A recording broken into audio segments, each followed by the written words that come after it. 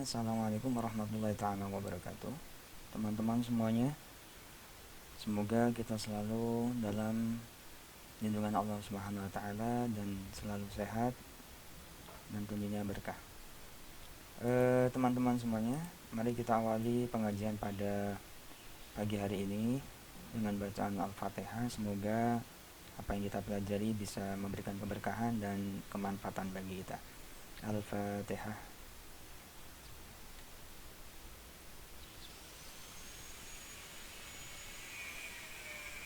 Baik, langsung ke pembahasan. Pada kali ini, materi pada kali ini adalah tentang kaidah 13. Pelajaran Iqlal kaidah 13 yaitu penggantian wawu menjadi ya karena berkumpul dalam satu lafaz atau satu kalimat ya. Kita scroll ke bawah. Setiap ada wawu dan ya merangkap dalam satu lafaz, sementara salah satunya terbaca sukun, maka wawu harus diganti menjadi ya. Sebagaimana dalam alfiyah disebutkan iyaskuni kumin wa bin waya wa tasola wa min urudin ayya faya anil wa waqliban namudghama wa syadda mu'ton ghairuma qudrusima. Artinya apa?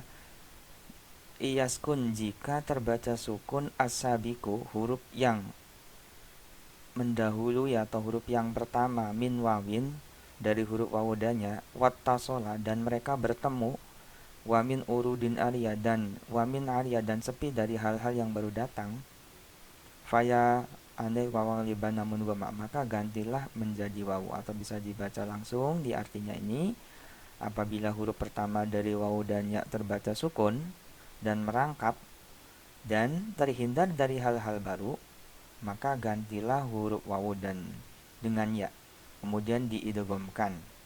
Dan adapun setelah lafaz mu'ton dihukumi menyalahi aturan yang telah ditetapkan sebelumnya. Untuk lebih memahamkan daripada materi ini ada contoh seperti lafaz masriyun ya. Teman-teman, ada lafaz masriyun asalnya adalah masruhiyun. Nah, pada kaidah di sini dijelaskan bahwa kesimpulan ini yang ada kotak hitam, setiap ada wawu dannya merangkap dalam satu kalimat. Ini ada wawu dannya dalam satu kalimat berkumpul ya. Nah, salah satunya terbaca sukun. Huruf yang pertama ini terbaca sukun. Jadi syarat di mana huruf yang pertama ini atau lafaz masriun yang asalnya masruyun yang kemudian masruyun diganti menjadi masriun, ini syarat yang pertama salah satu dari dua huruf ini terbaca sukun. Huruf pertama ya, huruf pertama seperti contoh pada masruyun, wawunya ini huruf ilat ini yang pertama terbaca sukun. Nah, masruyun sendiri merupakan bentuk isim maf'ul dari fi'il madhi berbentuk lafaz saro. Saro yasiru fi'il mudhari'nya ini. Dan isim maf'ulnya adalah masruyun mengikuti wazan maf'ulun. Nah, di bawah ini akan ada proses daripada masruyun kemudian hingga menjadi masriyun. Sebelum menganjak ke proses daripada lafaz masruyun menjadi masriyun, perlu dipahami bahwa iyaskuni sabikumin wawin waya. Jadi syarat mutlak di sini pergantian menjadi ya, wawu diganti menjadi ya. Ini syaratnya adalah pertama, dia harus merangkap dalam satu lafaz atau berkumpul dalam satu lafaz. Yang kedua, syaratnya adalah huruf pertama itu disukun. Katakanlah wawunya disukun. Jadi bila mana tidak disukun, maka tidak akan ada proses dari mana lafaz masruyun menjadi masriyun. Katakan di sini masruwayun semisal wawunya berharokat fathah atau berharokat apapun, yang penting itu berharokat. Oke teman-teman, kita ke materi selanjutnya yaitu tentang melanjutkan proses daripada lafaz masruyun menjadi masriyun. Kemudian proses i'lalnya, lafaz masruyun adalah wawu diganti menjadi ya karena berkumpulnya wawu dannya dalam satu lafaz. Ini wawu diganti menjadi ya karena berkumpulnya wawu dannya dalam satu lafaz. Jadi wawunya masruyun ini diganti menjadi ya. Oke, kita perbesar, kita fokuskan di sini. Sementara salah satunya terbaca sukun. Nah, salah satunya terbaca sukun. Di sini dalam kasus ini terbaca sukun adalah huruf wawunya, yaitu sukun wawunya. Jadi lafat masruyun berubah menjadi masruyun. Nah, ya, masruyun. Ya-nya apa wawunya diganti menjadi ya dengan dua huruf ya. Kemudian karena terdapat dua huruf yang sama, yaitu huruf ya, maka huruf ya pertama diidghamkan pada huruf ya kedua. Nah, eh, seperti yang sudah kita ketahui, idgham itu kan eh, apa? Memasukkan huruf pertama dengan huruf yang kedua dengan syarat apa namanya? Hurufnya kembar gitu. Sama kayak ada namanya idgham diguna atau ya begitu ya. Ada kemirip-miripan dalam sifatnya. Kalau ini mirip banget, bukan hanya sifat tapi hurufnya juga. Kemudian kita lanjutkan. Maka huruf ya pertama diidghamkan pada huruf ya kedua. Sebagaimana kita ketahui pada kaidah ke-10. Apa kaidah ke-10? Yaitu tadi kaidah ke-10 itu ngejelasin tentang apa?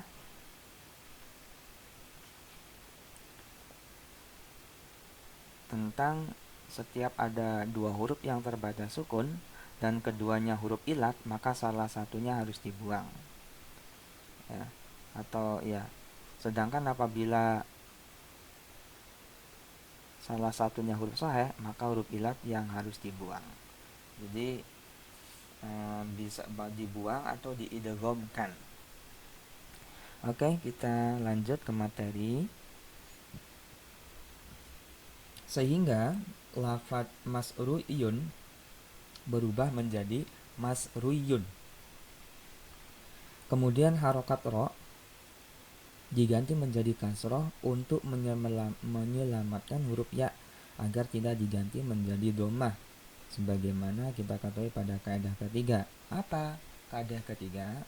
Kaidah ketiga itu ngejelasin tentang setiap ada ya terbaca sukun dan berada setelah harokat domah, maka harus diganti menjadi wawu. Jadi untuk menyelamatkan keberadaan daripada ya, maka ya roknya dapat diharokati kasroh. Kalau tidak diganti akan mengakibatkan ya ini diganti menjadi wawu. Nah, jadi untuk menyelamatkan tidak berbenturan dengan kaidah ketiga, maka diganti menjadi kasroh. Maka lafadz masruyun menjadi masriyun. Di sini ada proses daripada penggantian huruf wawu menjadi ya, kemudian diidghamkan huruf pertama pada huruf kedua karena memiliki huruf yang sama. Lafadz asalnya masruyun, kemudian bertemu ada wawu dan ya. Kemudian masruyun, wawunya diganti menjadi ya. Idghamul ula awali ila tsani. Kemudian huruf ya pertama diidgham kepada yang kedua menjadi masruyun. Kemudian diganti dari fathah menjadi kasrah menjadi masriyun. Ini simpel-simpelnya saja. Baik, kita scroll ke bawah. Lanjut ke kaidah ke-14 ya, kita perbesar. Kaidah ke-14 ini saya perbesar dulu ya agar fokus. Kaidah ke-14. Kaidah ke-14 yaitu tentang penggantian hamzah menjadi wawu. Hamzah diganti menjadi wawu, diganti menjadi alif, atau diganti menjadi ya. Ya. Setiap ada dua hamzah dalam satu lafadz, maka hamzah kedua harus diganti menjadi huruf yang sesuai dengan harokat sebelumnya. Ada dua hamzah dalam satu kalimat. Kalau dalam bab tajwid ada dua hamzah, berarti itu huruf mad, maka diidghamkan menjadi panjang seperti az-zakaro ini menjadi a-az-zakaro ini. Nah, kalau dalam kaidah i'lal itu beda lagi kasusnya. Mereka akan menjadikan huruf yang sesuai dengan harokat sebelumnya. Kita lanjut. Dalam nazam al-maqsud disebutkan mahmuzah dibedil hamzah matasakan bimuktado harokatin outwistrukan. Artinya apa? Perhatikan bina mahmuz ya. Bina mahmuz Apa bina mahmuz? Bina mahmuz ialah di lafadz yang terdapat hamzah pada salah satu fa fiil. Kalau hamzahnya pada fa fiil disebut apa? Disebut apa? Betul, disebut mahmuz fa. Kalau di ain fiil maka disebut apa? Ya, betul. Mahmuz ain, dan yang terakhir mahmuz lam. Sesuai daripada kondisi dan tempat hamzah itu sendiri ya. Perhatikan bina mahmuz, gantilah hamzahnya ketika terbaca sukun dengan huruf yang sesuai dengan tuntunan harokat atau hamzah sebelumnya, atau biarkanlah jangan diganti.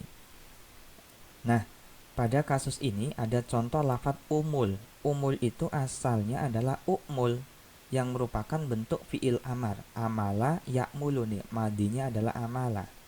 Amala ya'mulu amalan wa ma'malan fahuwa amilun wa zaka ma'mulun.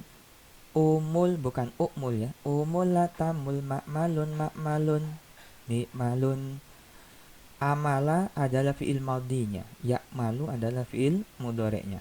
Dan asalnya daripada ya'malu ya sama. Asal daripada fiil amarnya adalah ukmul daripada bina mahmuz fa amala ya. Kemudian proses i'lalnya lafadz ukmul adalah hamzahnya yang menjadi fa fiil diganti menjadi wawu karena berkumpulnya dua hamzah dalam satu lafadz, yaitu hamzah wasol dan hamzah yang menjadi fa fiil. Awas, ingat-ingat, dalam lafadz ukmul ini ada dua hamzah. Hamzah apa saja? Hamzah wasol dan hamzah yang menjadi balungan atau menjadi fa fiil. Adapun diganti menjadi wawu karena harokat sebelumnya adalah dhammah. Nah ini, sesuai kaidah ini, bila mana kedapatan hamzah sebelumnya dhammah dan ya sukun diganti menjadi wawu. Nah, pasangan dhammah ya wawu maka menjadi umul. Ini sebagian atau ringkesannya ya. Di sini ada umul, kemudian diganti menjadi hamzahnya diganti wawu, kemudian menjadi umul. Contoh yang berubah menjadi ya seperti lafadz idim.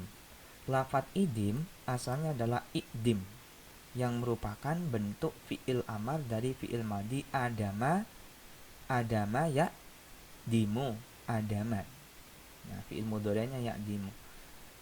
Asal fiil amarnya adalah idim dari bina mahmuz fa. Kemudian ini juga disebut sebagai bina mahmuz fa ya. Karena apa? Karena hamzahnya terletak pada fa fiil. Kemudian proses i'lalnya lafadz idim adalah hamzah yang menjadi fa fiil diganti menjadi huruf ya karena berkumpulnya dua hamzah dalam satu lafadz, yaitu hamzah wasol dan hamzah yang menjadi fa fiil. Adapun diganti menjadi huruf ya karena harokat sebelumnya adalah kasrah dan kasrah pasangannya adalah ya. Alhasil lafadz idim berubah menjadi idim. Ini teman-teman ada ringkasnya, bisa dibaca idim, kemudian hamzahnya diganti menjadi ya karena menyesuaikan daripada harokat sebelumnya maka menjadi idim. Sekarang kita berlanjut ke contoh yang berubah menjadi alif seperti lafadz akhir. Contoh yang berubah menjadi alif seperti lafadz akhir. Lafadz akhir asalnya adalah akhir, akhir ya, yang merupakan bentuk fiil amar dari fiil madi lafadz akhoza, sulasi mazid ya. Fiil mudhari'nya yu'akhidhu, akhoza yu'akhidhu, mu'akhozatan, wa ikhozan, wa ikhozan, fahuwa mu'akhidhun. Ayo yang belum hafal dihafalkan dulu. Wa zaka mu'akhadhun, khidh la tu'akhidh, mu'akhadhun mu'akhadhun, fa'ala yufa'ilu. Itu ya. Dan asal fiil amarnya adalah akhir. Ini harokatnya mohon dibenarkan teman-teman. Yang pertama ini ada yang salah, yang benar yang di kedua ini dari bina mahmuz fa. Nah, dan pada sulasi mazid ya. Sulasi mazid ini memang beda dengan yang mujarrad. Kalau mujarrad Ya akhoda ya hamzanya satu dan ada tidak ada tambahan apapun. Tapi kalau ini ada tambahan, makanya sulasi 3 mazid yang tambahan. Ada mazid rubai, ada dan seterusnya, bisa dibaca lagi ya. Penjelasannya adalah kemudian proses i'lanya lafaz akhir adalah hamzah yang menjadi fi'il diganti menjadi alif. Nah ini akhir itu hamzah yang menjadi fi'ilnya mana teman-teman semuanya? Ayo saya kasih waktu 10 detik. 1 2 3 4 5 6 7 8 9 10. Hamzah yang menjadi fi'il adalah hamzah pertama apa hamzah kedua?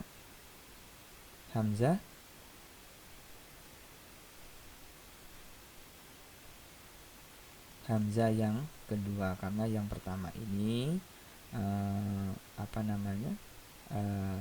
bisa dikategorikan hamzahnya fi'il mudhari'.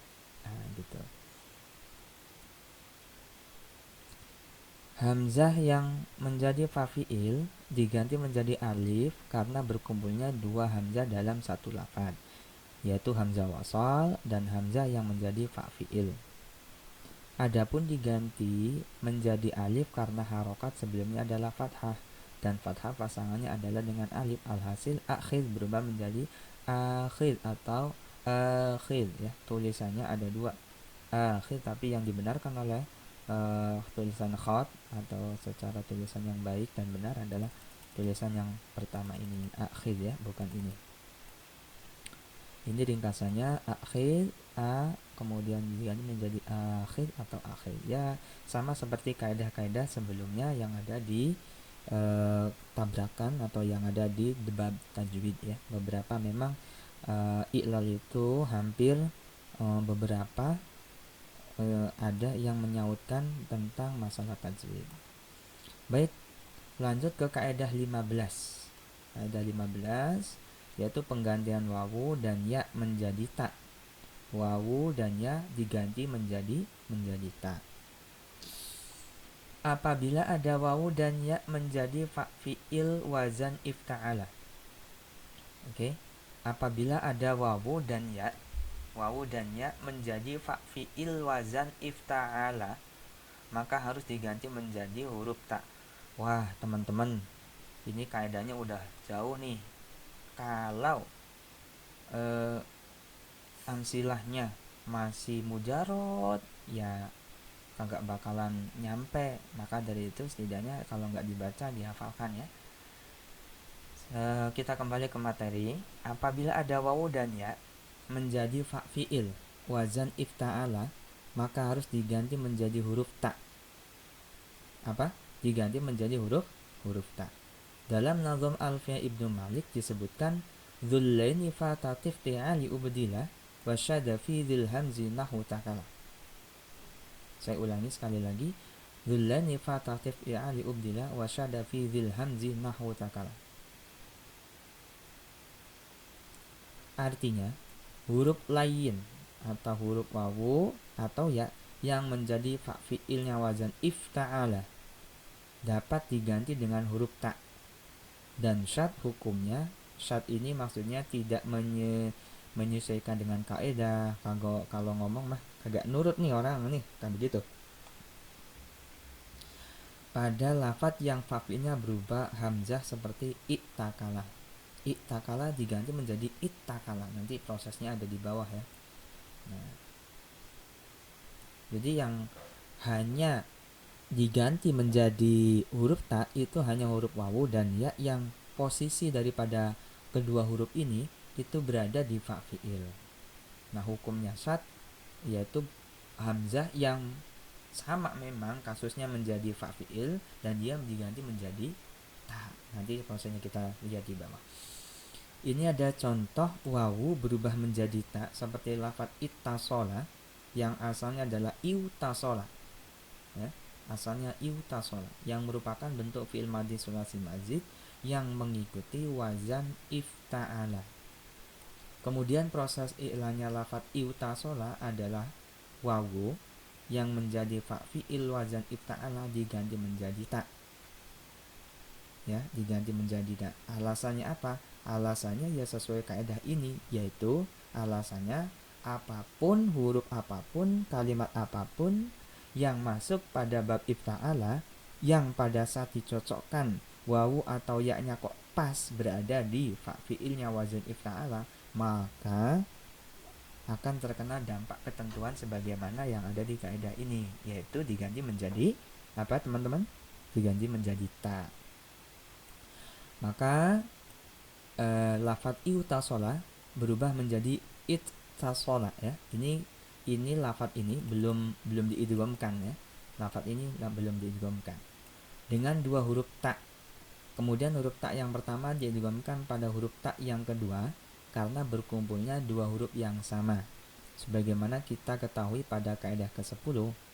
Nah, apa tadi yaitu tadi tentang berkumpul dua huruf yang sama maka diidghamkan ketika memang hurufnya sama ya. Sehingga lafat ittasola berubah menjadi ittasola. Oke, kita lanjut teman-teman semuanya.